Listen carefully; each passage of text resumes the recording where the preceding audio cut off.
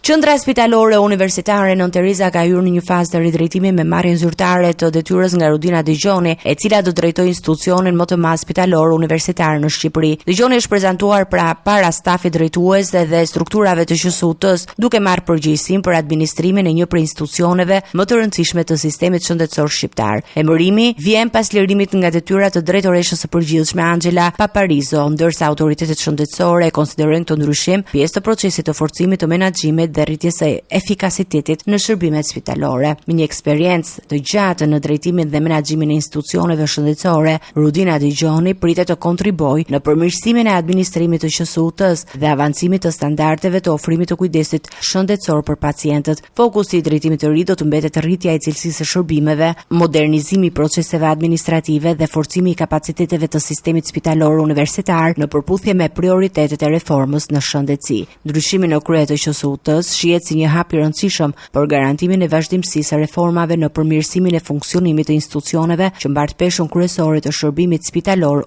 universitar në vend.